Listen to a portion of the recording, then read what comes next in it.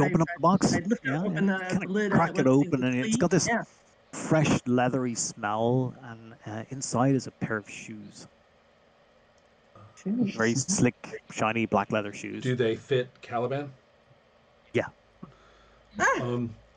I'll take them out and I'll look at Caliban and I'll say, when and if you say so. Right. Like those would look so nice with your tie. Hmm? Those would go so nice with that. I will take my phone again, and go to like my text messaging, and then speak into it because I can't text. Text asshole. To Blackwood. Polly says thank you for her shoes. Right. The funny thing is, she can wear them with the plasticity. That's right, she could. I don't think these are mine. It's keep them around. We may need them later. Yeah. Bro. Yeah. So I'll try to get them into my backpack. Yeah. You can actually exactly. wear them. They're sticking out the top of your feet backpack around now. if you want to. Okay, so I think I'm going to take out some of these bottles. I don't think this is going to fit. Hold on. Okay, I got it. Let's go. Excellent. Excellent. So the three of you pile into this really small car, which with your baggage is almost comical. It's like it's sticking car, out the windows and everything at this point. Yeah. I'm channeling an event who actually happened to us a few years ago where they tried to give us the equivalent of this car size for 5 people with multiple suitcases. And it was just, we were piled on top of each other, and it was ridiculous. You drive a couple of hours. It takes you a little while to not swerve into the wrong lane for a bit, as you're on the wrong side of the car, wrong side of the road. It's been actually, who's driving? Is it Schmoo or is it Darcy? Darcy. Okay, yeah.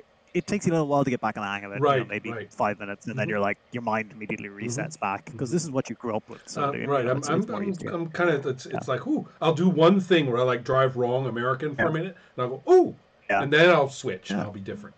Yeah, and then your mind just it just slips into it. It doesn't. You don't have a problem. You find it blessedly. The roads seem blessedly empty. It's by the time you get out of the airport, it's maybe like about 5:30, 6 o'clock. There's hardly any traffic on the roads. Ireland doesn't really wake up till about 7 or 8, and you're heading in the wrong direction. Everyone is commuting into the city. You're going out, so you have this blessedly empty motorway, and you're able to take across half the country essentially in about an hour. Water speed limits, they're challenges. You don't see a single cop anywhere. After about an hour, you peel off the motorway into what is colloquially, or what is known as a road network, and these secondary roads they don't really have speed limits. They have speed challenges instead. Really, try and go that fast. We dare you, because you're not going that fast if you like the suspension of your car. Some of them still have little green lines up the center of the road, like all the grass growing up the center of the road. And we're definitely you find yourselves going. We're definitely you find yourselves going from like a. Yeah. It's like everything's fine on the motorway, and then it's like a little bit kind of on the secondary roads, and then it becomes as the roads get worse and worse and worse. And finally, now there's the question: do you want to go to Roscommon Hospital? Do you want to get to Owen-the-Goth Cave? Do you want to go to the church? Where do you want to go? Man, we have been traveling all day, and we've got our luggage and everything. So, so that's what I'm going to say. I'm going to say, all right, well, from now on, we're on our own, as we're all traveling in the car, and we're almost there.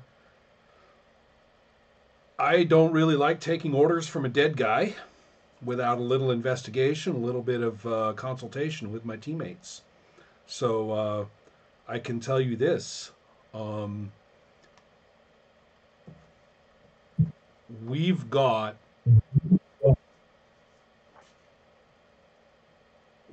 a missing person. We've got a mysterious dead body. We've got a blown up cave. And it was Polly, right, who found out about like the minions of hell crawling out of it regularly, evidently. And the lady who said she saw angels. Right, and a lady who said she saw angels. Now, and And unfortunately, we have the vaguest mission ever, which is to find out unknown hanky-panky and stop the unknown hanky-panky that isn't doing anything in the first place.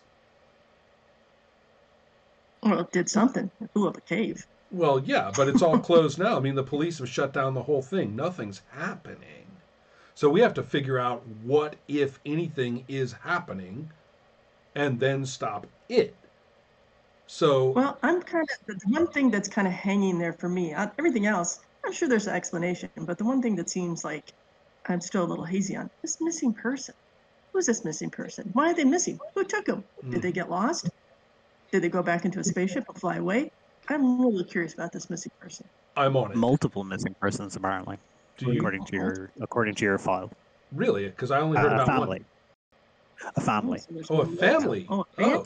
Family. Yeah. Ah. In that case, So it's just one family. Perfect. But the police report just states that went to the house. The family car is missing. There's no one there. They're probably on holidays. You know, they've so the been only around for a connection couple is of that days. it's the only connection. Yeah, it's is just time. the reason there was even the only connection is time. Now their house is within. It's one of the three houses within like a very short distance of the. That's cave. good enough for me. Okay, that's not just Yeah. coincidence then. All right. Well, in that it's very case, close. in that People are more case, important. well, you guys leave that one to me. I'll find out everything we need to know about that by midnight. But we want to. I'm up for suggestions. What are we really trying to figure out here? Are we just going to poke about at things we've heard about? What are we really trying to do? I guess find out why. There's one explosion. Will there be more explosions? Is that explosion indicative of something that's now escaped that blew out of that place? I don't know. So I guess we don't want anyone else to come to harm or go missing. I'm going to find that's out all about the we missing persons. Do you two want to look into the hospital situation? I'll go look at the dead body. Yeah, let's go do that. The question is whether it's walking around like our boss.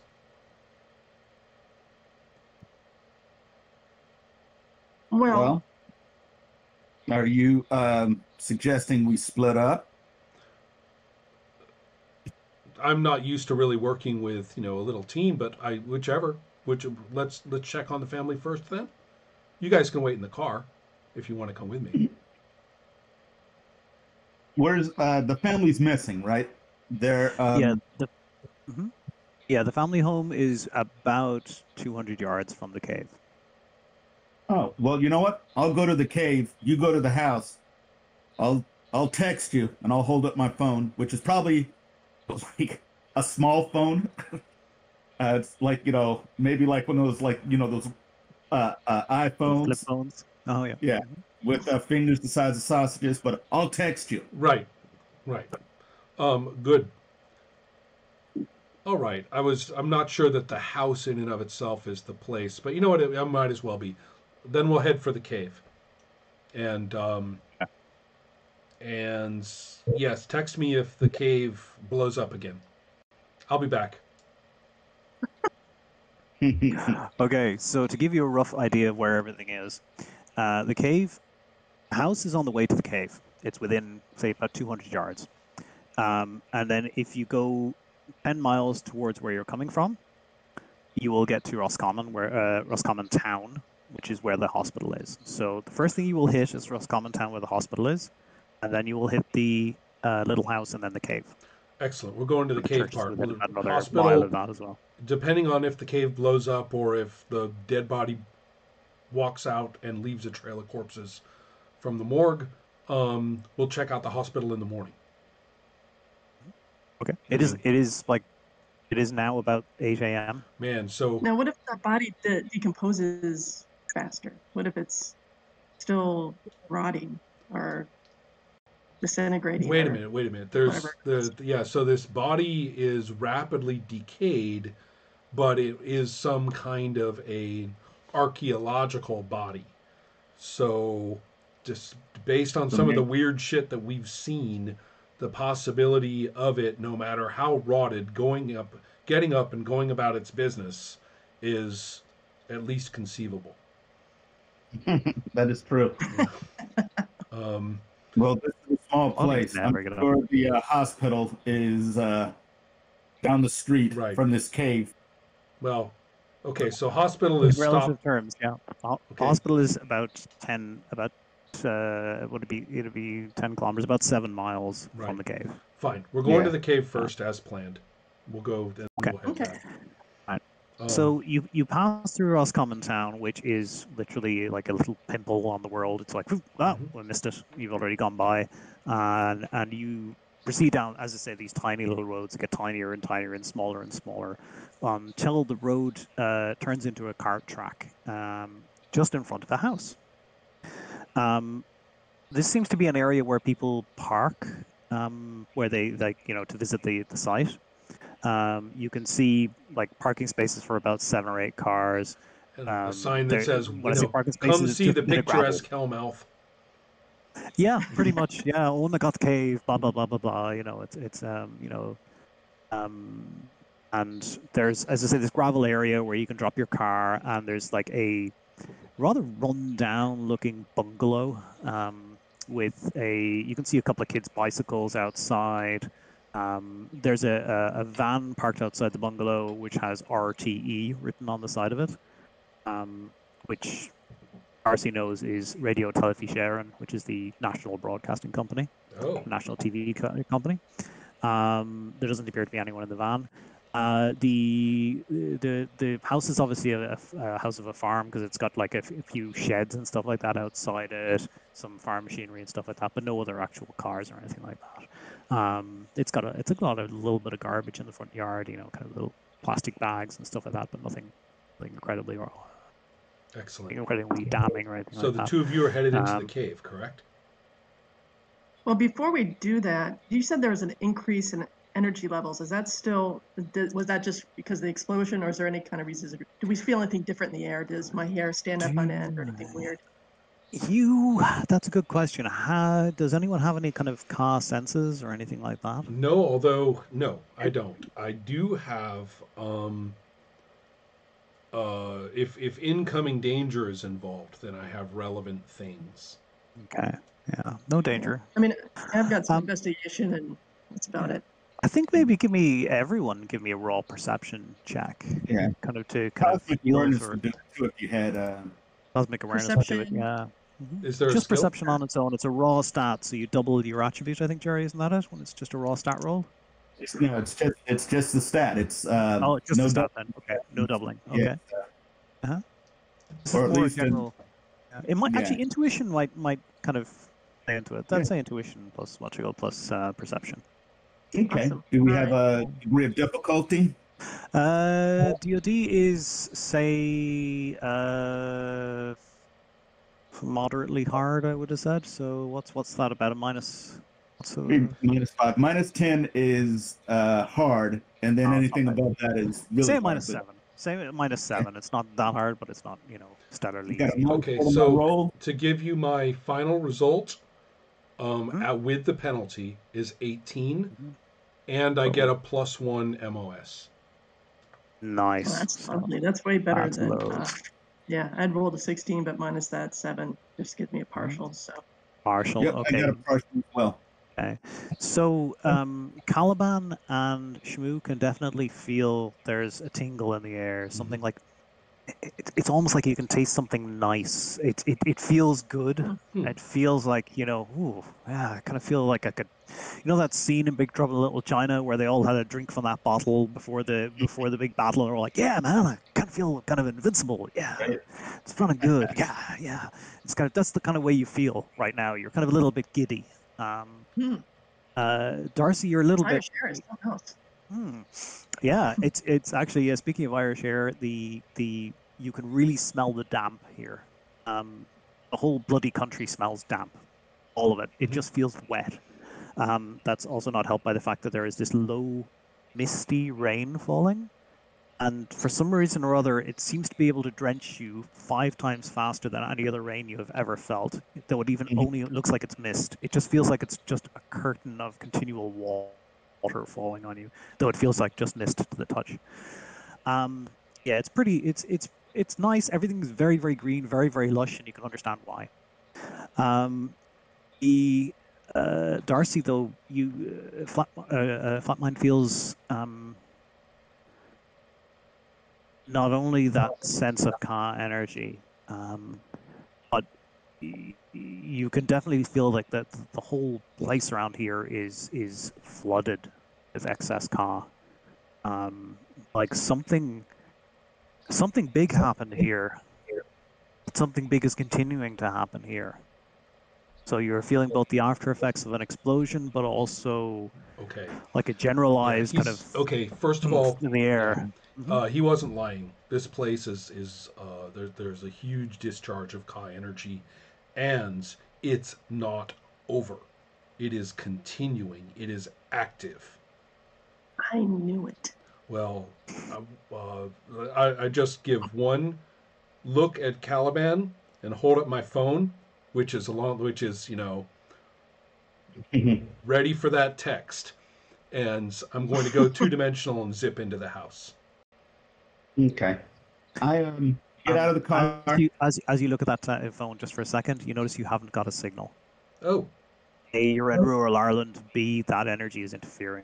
Oh, shoot. With all right, I'll be back as soon as I can.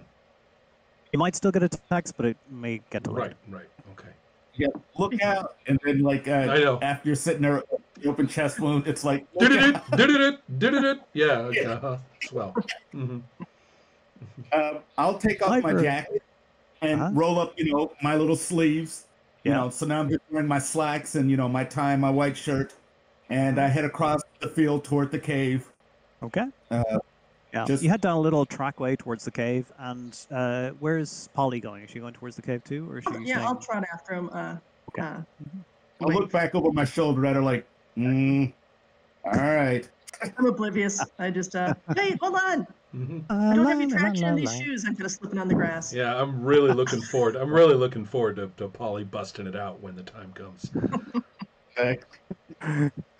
So Ron, Darcy is slipping into the house. You said, okay.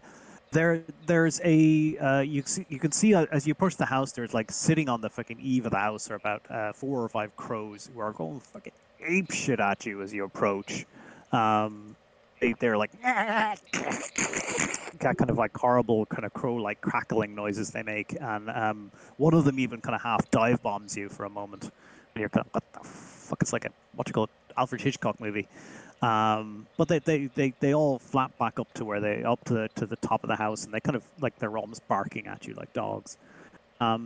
You slither into the house with little or no problem. God bless the fact that this house seems to be old and badly insulated. You're easily able to get through the door, and you find a house that looks like it's been lived in, but not ransacked. Clearly, it's a house where there are children living here, maybe 3 or 4. The house is kind of like. Is this? Is there evidence that they packed up and went off on holiday, as opposed to simply vanishing now, or, for example, being dismembered and distributed about the house in some way, or something like that, or something equally grim? I mean, is there evidence of forced entry or something? But another interesting point about this is that I am especially interested in that van. Does that like belong to the guy who lives here? Is this like his job? I mean, what's the relationship of that van to all of this, if any? Sure. And the news van. I mean, nobody's in it. What is that supposed to mean? And so I basically, did they all just vanish? Is the cereal bowl sitting there? Are the shoes sitting there, by the door? You get the idea, right? Yeah. And I also will activate my one-time accession epiphany. Ooh. Give me a What is that? clue. And I mean a Give you a clue clue. with an underline, not just a clue that says, "Oh, look, you found a daffodil. Now make a roll for your next one." No, I want the clue. You're a good investigator, Mm-hmm. and you know nothing mundane catches you really out of it doesn't catch you by surprise, and you immediately notice things like there's cereal bowls on the table, like you mentioned. There's a what you call it you have a thought for a moment, and you go to the place where the water heater is, the immersion, as it's called in Ireland, the immersion heater, and it's turned on. Right. This is a cardinal sin in an Irish household. Right. You don't leave that on. This is like Dad with the thermostat in America. Right. It has to stay below a certain level. If you turn the immersion on and walk away from it, somebody's going to murder you. Your family will find you. Your great uncle will rise from his grave and put a bullet in the back of your head because you left the immersion on for half an hour longer than you should have done, because it's expensive to run, because it heats the water just for a bath or something like that. Someone has left Those this on crows? very hot. Are those crows? Hold on a sec. This family.